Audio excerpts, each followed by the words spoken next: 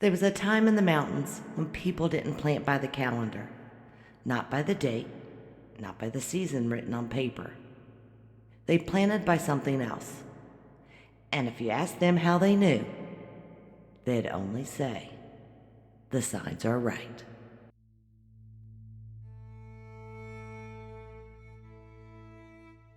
The fog is starting to settle in, so come on over, sit with me a while on the porch, and be still a moment, and notice the things the mountains don't say out loud.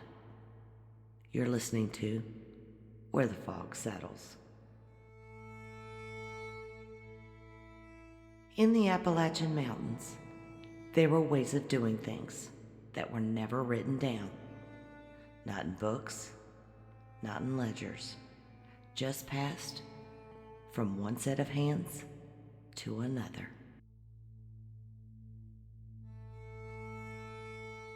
You learned it standing beside someone older than you, watching what they did, and more importantly, watching what they didn't do. Because there were days when the soil looked perfect, soft, dark, ready to take seed, and still no one touched it. It didn't make sense to outsiders. Why wait when the weather was right? But in the mountains, ready didn't always mean the same thing. Because timing wasn't something you forced. It was something you felt. They watched the hills, the way the air settled in the evenings, the way the ground held its moisture. And they watched the moon. Not like you read about now, but quietly, like they were listening for something that didn't need explaining. They watched the way the fog settled low, and whether it stayed or lifted too quick. They watched how the dew held to the leaves or slipped off before the sun had its say. They noticed how the ground felt under their boots, whether it gave or held firm. And sometimes they'd walk on the edge of a field, not to work it, but just to see what it was doing.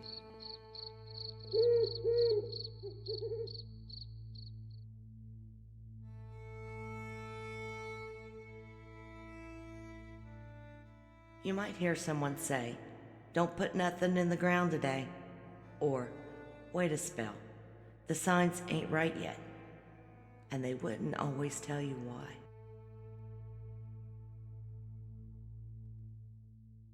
You'd stand there a moment, waiting for more, thinking maybe they would explain it this time. But they wouldn't. They would just go about their work, like that was all they need to say. And after a while, you stopped asking.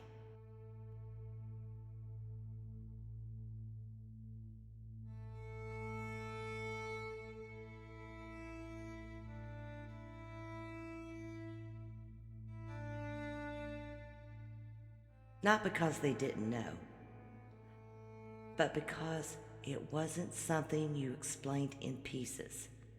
It was something you came to understand by watching and by paying attention to what happened when you didn't.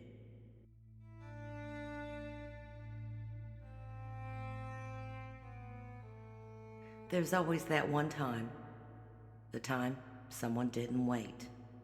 Maybe the sky looked right, the ground felt right, and they figured, what harm could it do? So they planted. At first, it might look like it took, but something in it never quite settled. It came up, but not strong, held on, but not right.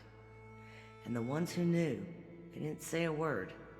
They just nodded once, like they've seen it before.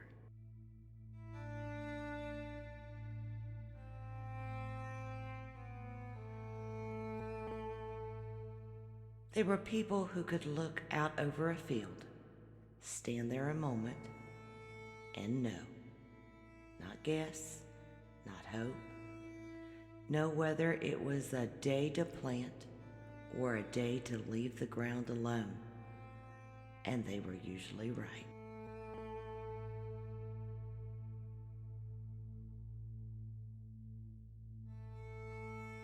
And if you stayed around long enough, you'd start to notice something.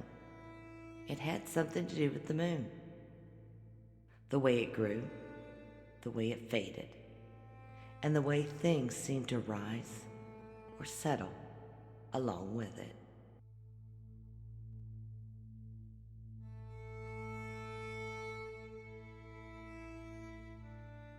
There are still places, if you go quiet enough, where the way of knowing hasn't fully left, where people still wait just a little longer than they need to. Not because the ground isn't ready, but because something in them says, not yet. And the longer you stayed around it, the more you realized it wasn't about getting it right every time. It was about learning how to notice before you needed to be told.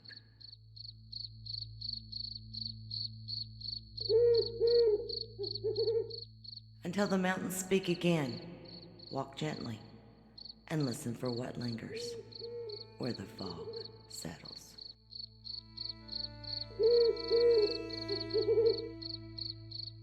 And next week, we're going to find out how the moon plays into all of it.